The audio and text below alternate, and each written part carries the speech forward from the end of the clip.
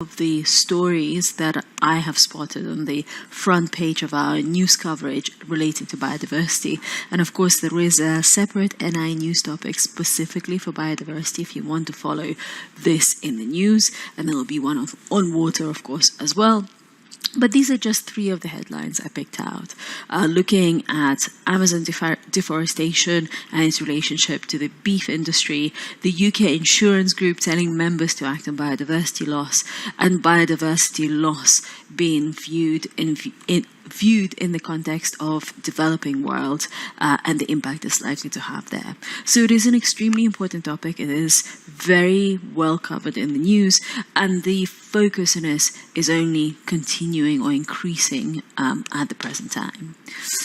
It is, of course, important for more reasons beyond just general desire to save the planet, general desire to improve the biodiversity profile.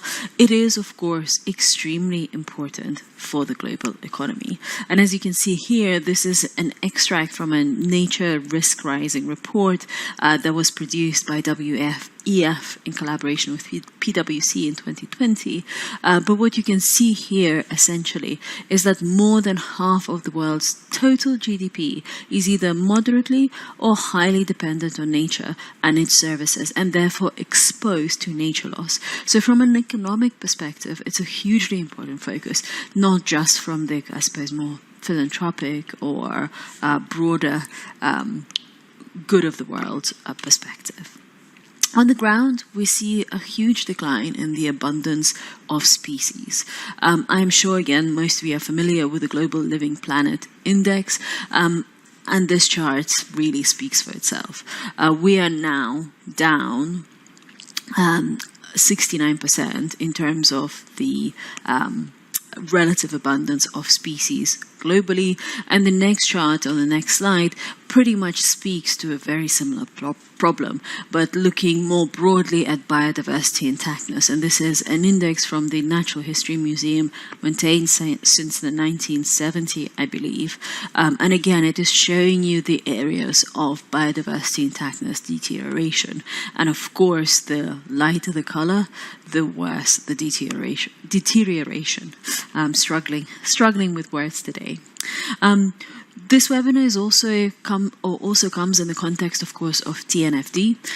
So the mission of TNFD, express mission of TNFD, is to start integrating nature into decision-making processes of both financial market participants and corporates. And it very much sets out to create recommendations and reporting frameworks for nature-related disclosures, in a similar vein as TCFD has done for climate-related disclosures. This is again an extract or a chart from the latest iteration, the latest draft of the TNFD framework, and you can see it very heavily draws on the framework and the setup of TCFD, and of course offers a practical way to look at nature and integrating nature into decision making. It has 4 pillars akin to TCFD, looking at governance, strategy, risk and impact management, and metrics and targets, and sets out a number of recommendations underneath each pillar. So very similar to TCFD and very much designed for as practical an application as possible.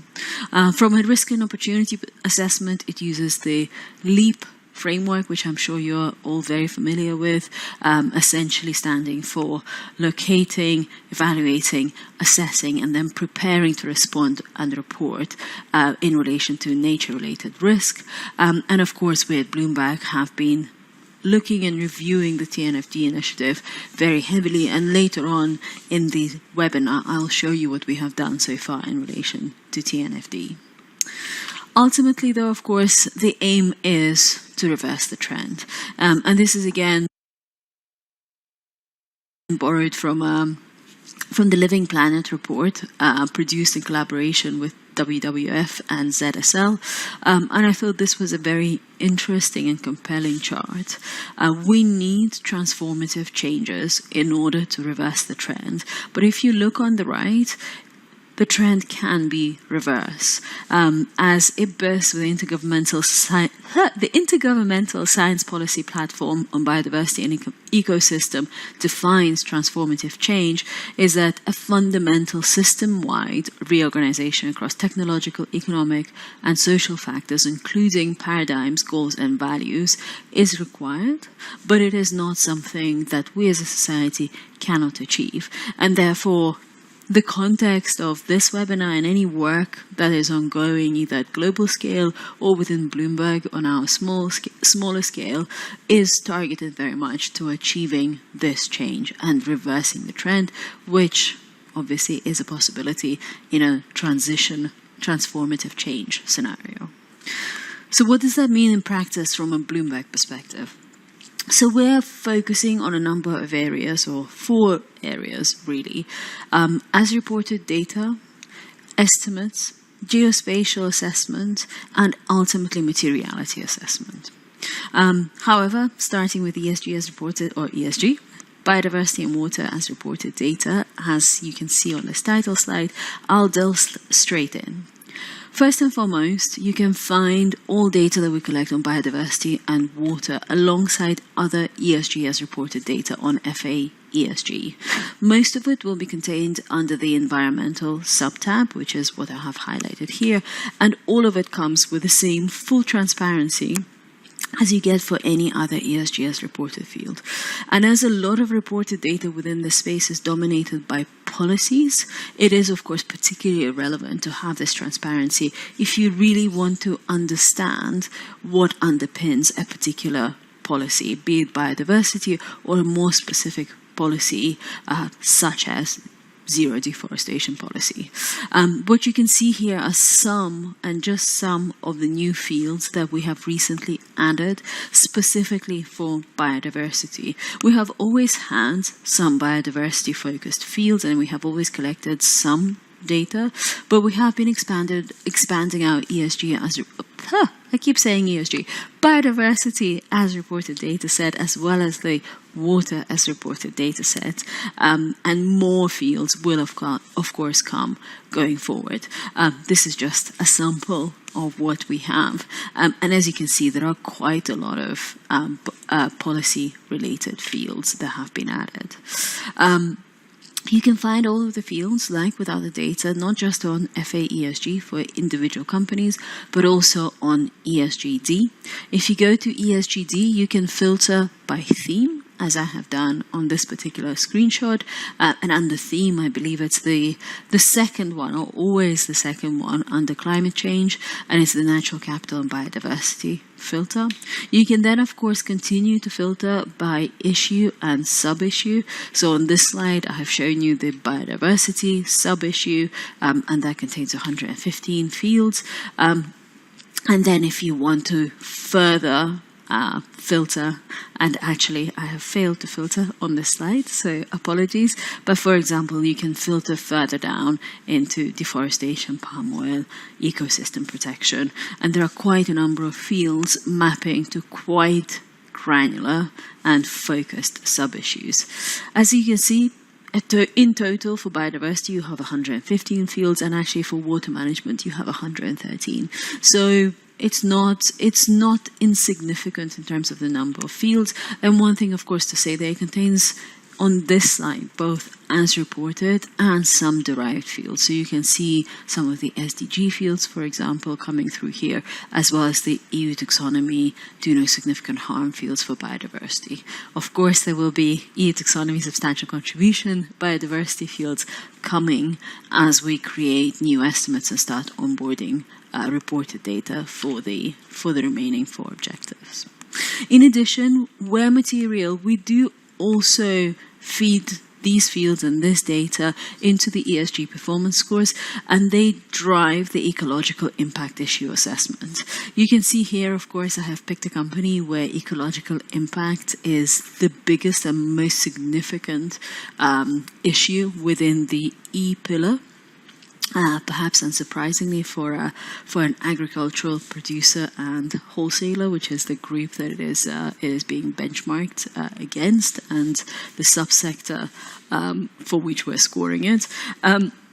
But you will see the metrics contained in the ecological impact pillar also change depending on which industry and which company we're looking at, and of course where it is material or not. Moving slightly on, we have also created an initial mapping to the TNFD recommendations. I have, of course, already mentioned TNFD and the importance of TNFD as an initiative, but we have begun mapping the actual data to the recommendations. We will finalize the mapping once the final recommendations are out, and they're expected to be out in September.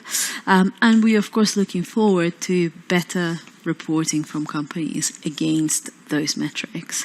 You can see here that coverage is definitely a challenge when it comes to the fields currently mapped to TNFD, with the best coverage, perhaps unsurprisingly, being for emissions data. But from there, land disturbed fields, various more minor emissions data, as well as things like palm oil exposure, water stress exposure, wood from certified sources, etc. The coverage is relatively sparse, even if the companies actually exposed to certain fields are relatively few in numbers. But as I say, we look forward to the coverage improving and to the reporting improving as TNFD comes into force, and of course voluntary companies sign up to report against TNFD on a voluntary basis to begin with. It would be amiss of me rather not to mention BESG. We do now have a nature and biodiversity section on BESG where, as with everything else we do in ESG, you will find a number of reference documents as well as the mapping of TNFD, Bloomberg data that I showed you in the previous slide, to the TNFD recommendations. So therefore putting it into context, rather than just giving you the collection of fields. Of course, again, this section will grow and expand, and it will be a main resource for any methodology documents, for any data that we create and produce going forward, as well as what you have today. Moving on to revenue exposure, another significant piece of work and significant pillar from our perspective. We have started this work looking at-risk commodities in relation to deforestation as per the EU's regulation on deforestation-free products. There are 7 main commodities that pose the greatest risk in relation to deforestation, and those are illustrated on the right. It is farming, essentially, palm oil, soy, cocoa, plantation rubber, coffee, and wood. And therefore, those are the revenue exposure fields that we have started our assessment from. They are based on Bloomberg's company segment revenues data mapped to Bloomberg Industry Classification System. In my previous webinars, I obviously showed you both the CCB functionality for single company assessment of revenue breakdowns and ICS for the full big hierarchy. It is also a data set, of course, available within our data license product as a bulk file. But generally, the point is to show you that the data is available and we can actually map it to the at-risk commodities, which is what you see on this slide. This is an example of 2 companies, one of which obviously is a palm oil producer, and therefore 100% of its revenues are from at-risk commodities, and 100% is from palm oil. So relatively straightforward, and that is something that we can derive from the segment revenue data. And the other one is a little bit more complex. So while most of its revenues are exposed to at-risk commodities, the exposures are split 2/3 to palm oil and 1/3 to rubber. So it can be an interesting piece of information and obviously gives you a view of potential deforestation exposures among the companies that you may be looking at. The fields are available already. They are on ESGD. This is simply an illustration of that. But essentially, if you filter for Bloomberg fields and you tick the deforestation sub-issue and the revenue filter, you will see those fields here, and you will see they're split by commodity as well as by an overall at-risk commodity revenue field. I will move on for now to asset level exposure. I will go back to the revenue exposure because what I had, or rather later, what I had shown you is the direct exposures. But of course, I have not yet touched on indirect exposures, and I will come back to that. But what I wanted to give you a taste or a flavor with and perhaps a reminder is the geospatial abilities that Bloomberg has.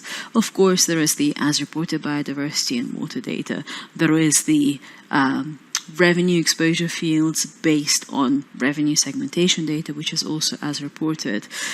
But more importantly, perhaps, to some of you, is being able to understand the proximity of physical assets to various biodiversity and water-sensitive areas. And this is what we're going to do next. Here you can see our physical assets data set as you find it on Map Go. We collect data for around 1.1 million facilities today, and those include everything from factories to power plants and metals and mining. Not all of them are, of course, included within the bulk file that some of you might be familiar with, the facilities bulk file, but they are available on the terminal, both of course, across the full breadth of companies that we collect the data for, which is around 11,000 companies or so and growing, but also on an individual basis. What you can do today already is start to overlay certain risks and certain factors over that asset data. Here I have done so for water risk, but of course extensive work is ongoing to source biodiversity specific overlays and expand the breadth of our water related overlays. I will give you an example shortly of what the new overlays are going to be. But before I do that, I will be systematic and show you what other resources you already have on the terminal rather than launching straight into the big projects that we have coming going forward and for the rest of this year. First and foremost, the BI ESG team is looking at biodiversity. They have written a topic primer on biodiversity, which of course gives you a foundational insight into the subject. They do also look at deforestation regulation and other regulatory initiatives connected to biodiversity, and I'm sure when it comes in time, water. And they do look at, of course, investor interest in biodiversity and analyze the market from the biodiversity theme perspective. So it's worth having a look at their work and perhaps following their biodiversity publications generally. BNEF have also picked up coverage, and they're focusing specifically on sustainable agriculture. For those of you, if there are any on this call who are not familiar with BNEF, they're the only primary research house within Bloomberg. So they focus on industry analysis and forecasts, and only industries exposed to deforestation, decarbonization, and transition. I'm mincing my words today, I apologize. Sustainable agriculture is obviously agriculture is a very important aspect, as we've already seen very briefly in terms of biodiversity, intactness, in terms of species abundance and impact on biodiversity areas or biodiversity-rich areas. So it's a very, very important area. And they are going to look not just at the agricultural sector itself, but also at various aspects as they pertain to financial markets. This is just a very brief example of the kind of work they have already started to put out. And this is, of course, very interesting. Again, in particular, the chart on the left that illustrates just how important agriculture is if we are indeed to reverse the trend and achieve a transformative change to stop biodiversity loss and potentially reverse it. If you have a Bloomberg Anywhere terminal or you have a BNAF web license subscription, you will of course have full access to the Sustainable Agriculture resource and research from BNAF, and you have full access to BI ESG work on your terminals already. Now, to the upcoming section. This is where I've been coming all along, and I want to show you the breadth of what we're working on. I will give you some examples. It will not be exhaustive, but the list here illustrates just how much investment is going into the biodiversity and water areas on the Bloomberg side. We are, of course, looking to continuously improve our as-reported dataset, both in terms of breadth and depth, and we will, of course, ensure as comprehensive a coverage of TNFD recommendations as possible once they are final. We're also potentially going to do further revenue exposure or develop further revenue exposure fields, for example, exposures to cotton and fishery industries. And we are planning to introduce indirect exposure analysis via our supply chain dataset, which some of you, if not most of you, are probably familiar with, and I'll show you and walk you through the work we can do there in a second. We're also looking at impact and dependencies, of course, and these are industry-based impact and dependencies.